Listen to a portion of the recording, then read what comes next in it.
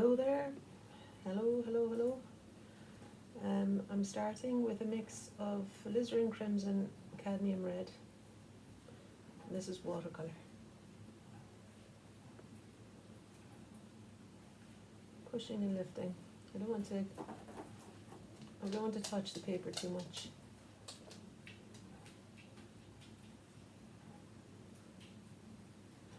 And I want to let the water do as much as possible, you know.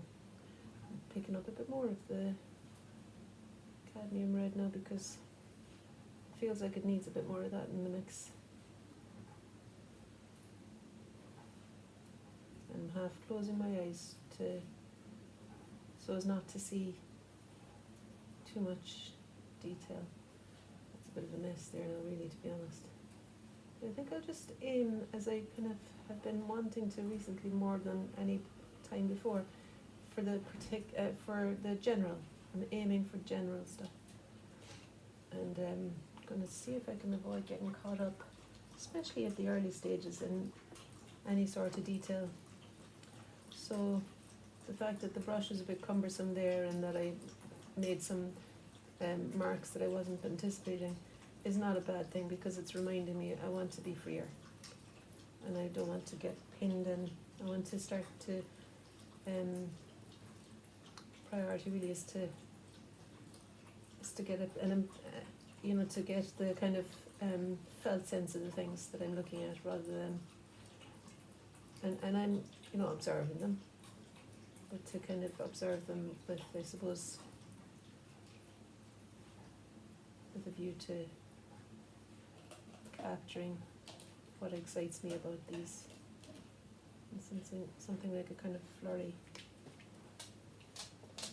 of what has she got now? Oh, yogurt thing.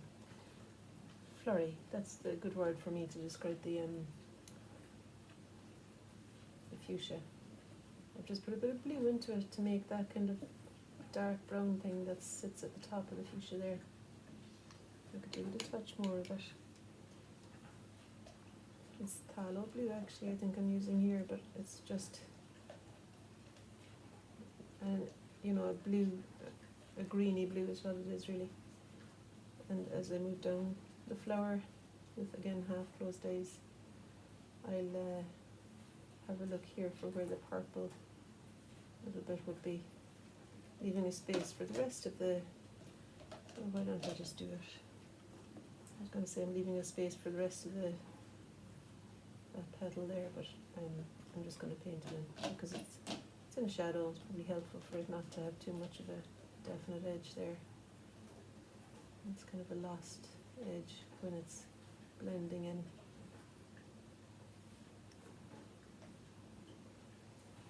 And there's a stamen coming straight down there that's beginning to touch the other flower. And that other flower is what interrupts this one. So I'll go with the cadmium in order to distinguish the flowers from each other. Cadmium red, and just find the shape of the negative space that's made between this flower and the one beside it. And that's how I place this part of the flower, rather than considering the flower itself, and I'm thinking more of the negative space that's between them here. And it goes beyond the stamen. It's quite long, that petal. And there's a little kick at the end of it, towards the window.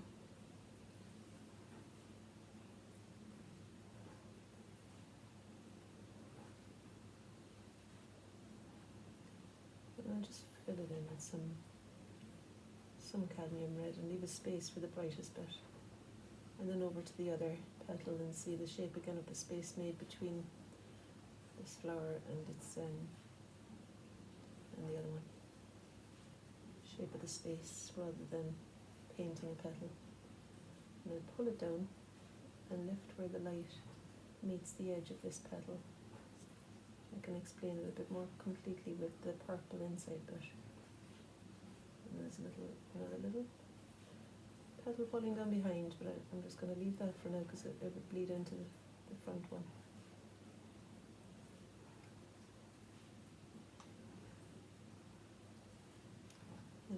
those various shades in these little seedy things.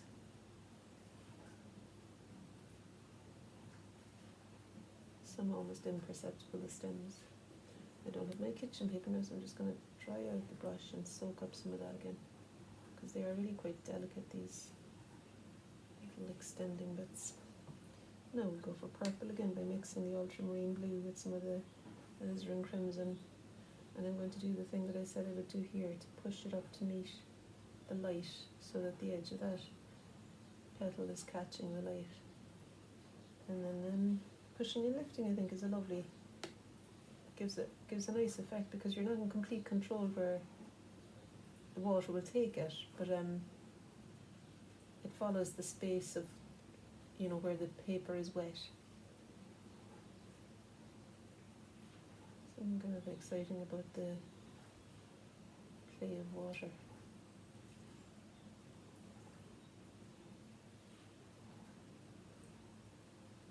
With the pigment, you know. Right, and there's another petal that's down there, maybe a little bit more muted, sitting behind. But I don't want it to be the same colour as the purple bit, so I'm going to stick some cadmium red into it again. And again, I'm not going to touch the purple bit with it, because I do want it to read as being separate from the purple. I can connect them later when it's a bit drier, so that the purple looks as though it's overlapping. And this too will diminish later. It's just that I want it to read as being a little bit, you know, catching the light a little bit. Yeah, I think I'll use my Van Dyke brown in order to capture the, now that this has dried, I want to maybe just capture the detail of it a little bit more clearly, the separate segments, so that little bit being separate. And then up here, this one, yeah, it's got a kind of a brownish bit at the top of it too, that bud. And this one does as well. And this could have the brown colour on the shadow side of it all the way up, actually. Maybe I'll stick a couple of, well, I was thinking I might do that one. I was going to say I'd stick a few leaves in, and I will, but not just yet. I'm going to maybe continue with the flowers for another little while. So there's a flower here that's got a bright petal that I've done, and then another one that's extending out for longer. And it's kind of tilted towards me, so I'm seeing the underside of it. And a couple of the petals are really bright because the light is filtering through them from the window. But I'm not convinced that they've been given the brightness that they actually have in real life. So I'm going to need to, I think, gouge out some of the colour to capture it more clearly. And then I'm also going to put the purple in. So purple is dark, very dark, and will help, I think, to let the luminous petals read as being as bright as they are.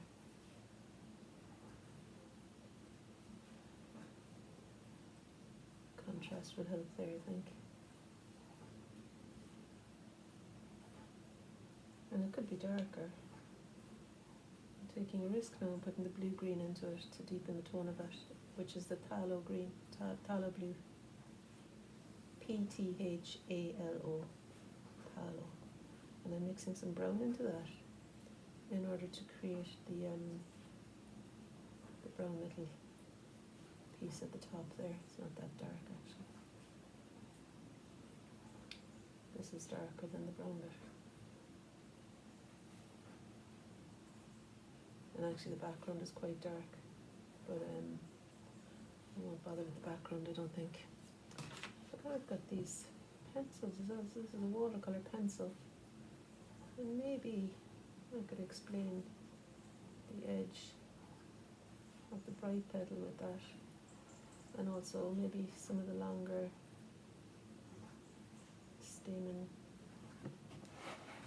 stamen-y things that go off the edge of the page. And this one is going to extend out from beyond that side. Sorry, I'm probably talking really low, and as I don't have the microphone on. That'll be kind of irritating for you. Sorry about that. I seem to always be saying sorry, that there's always something that I'm not kind of up to scratch with regard to my technology. And I suppose I could put it out there if any of you are interested in creating videos with me and are seasoned camera holders, let me know. Or somehow know what you're doing with this kind of thing. Maybe we could collaborate. I mean, I could really probably do with just a better camera holder, you know, and the iPad holder. Right, that's a bit dark now, isn't it? Why did I do that?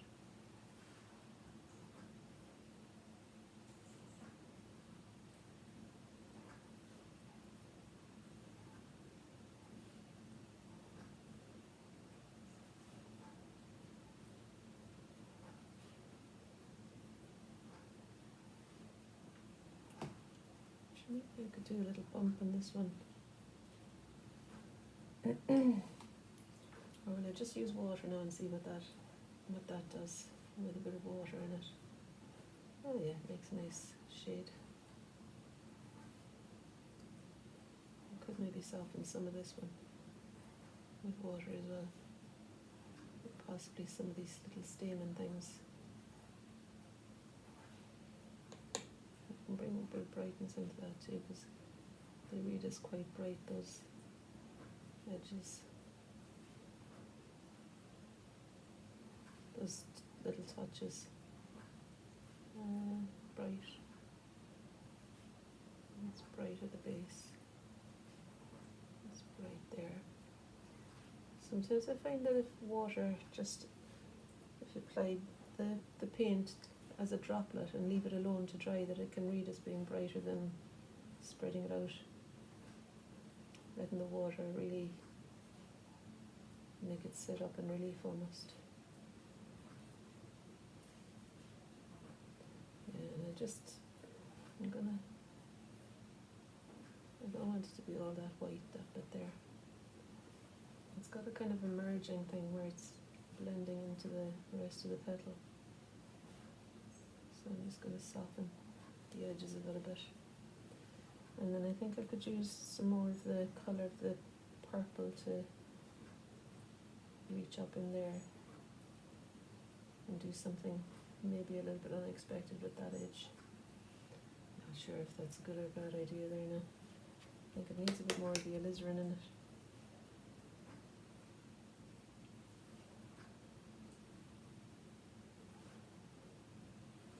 Yeah, it's okay. And touch of green into the cadmium red, touch of the sap green to print, hopefully for a kind of a lost and found edge to explain the stems of these little things. The ones that have a bit of shadow on them anyway read as that colour.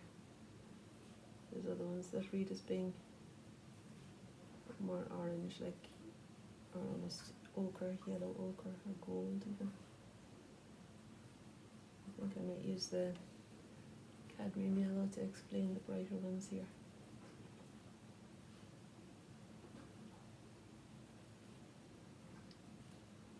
On the edge of that one.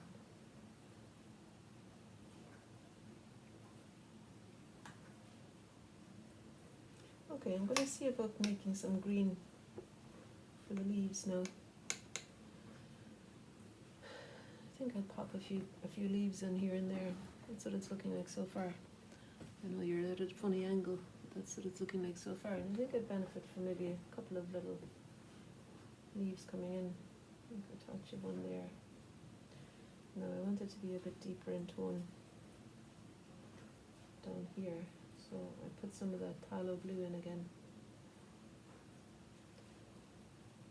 And I don't want to disturb that light there, so I'll just try and catch above it without touching it to place the leaf that sits above it. And this one will come up to meet it as well. I could chance it maybe. It's a bit risky because the droplet that's in that yellow thing could easily touch some of this green and pour away out, and I'd have no colour for the stem left. I've done okay there.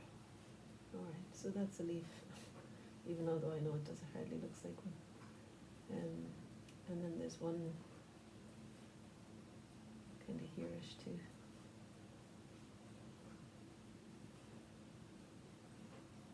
Maybe it's got a bit more sap in it, or more of the cadmium yellow than the greenish colour that I gave that, than the bluish colour. And then there's one up here that's got more sap green again, that's kind of warmer again. So I put more lemon yellow into that to give it a warmth as the light is coming from the window and touching it. And this has actually got colour in front of it, but I'm going to pretend it has got a petal sitting in front of it, but I'm going to pretend it doesn't, because I want it to be a fairly clear shape, that leaf. And I'll sort the stem out later on. What else now? I suppose I did actually get some, I had some collage paper too, but it's fallen on the floor, and I think I'll just leave it now. It looks to me over there like a lemon yellow stem. Really bright one. And this edge has got a lemon yellow quality to it as well.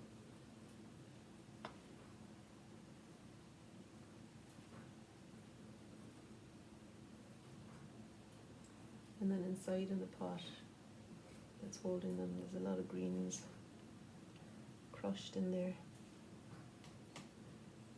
I can forget it's a pot, because in the wild there is this kind of flurry of green from which the flowers extend, so I'm kind of giving a nod to their origins in the wild, rather than painting in the vase. Maybe I don't want to paint the vase. So I think I might stop there, sure. It's kind of fun. Like, a lot of the time the thing with the brush is that you're just pushing and lifting so that the water paints itself on the way down. The water fills the space on the way down somehow. This one is dry enough again now, so I might re-establish that purple centre with a bit more clarity again. Quite like re-finding an edge after it's been lost. But judging where I want to find and where it's enough to leave it alone seems an important thing. Sometimes an edge is blurred over, but it's good blurred over. It doesn't have to be refound.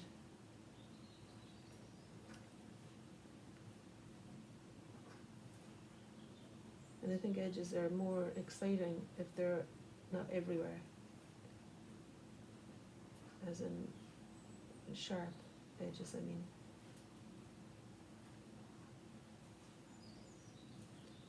I'm just going to touch that. This petal needs to be made a little bit longer, give them a bit more elegance. And out here too. And even the end of it explained a bit more. I'm not sure if I needed to do that now, that might be overkill.